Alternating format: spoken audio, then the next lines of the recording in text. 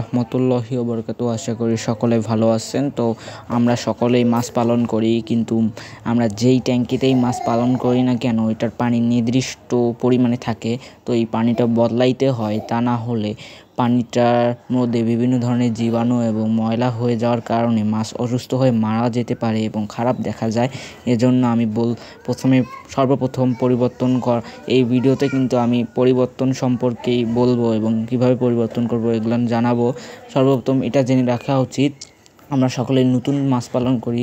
আমরা তো আপনাদেরকে বলতে পারবো না যে আপনারা এখন কতটুক জারের মধ্যে কতগুলো মাছ পালন করেন, এটা তো আমি বলতে পারবো না।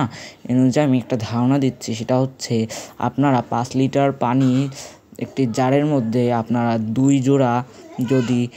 ইঞ্চির যদি মাছ পালন করেন, সেক্ষেত্রে আপনারা 10 দিন পর করে পানি পরিবর্তন করবেন, আর অতিরিক্ত খাবার দিবেন না।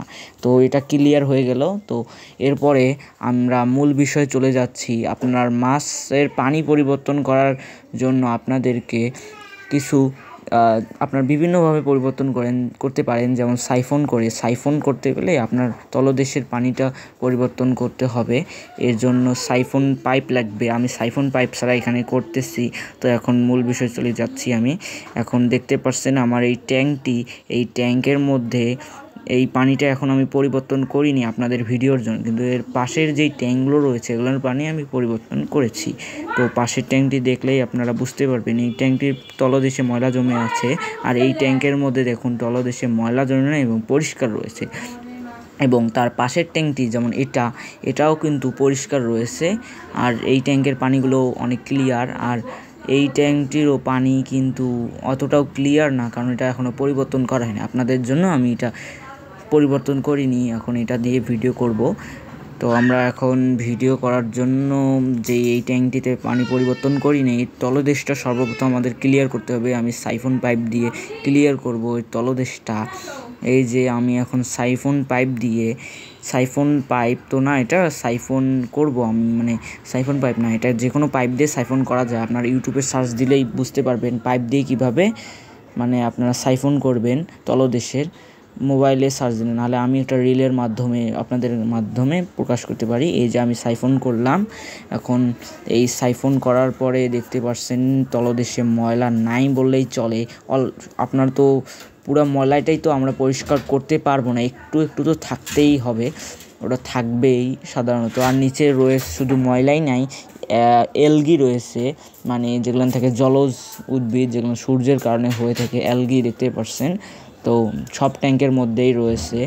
এখন আপনারা দেখতে পাচ্ছেন আমি অর্ধেক পানি কিন্তু ফেলে দিয়েছি।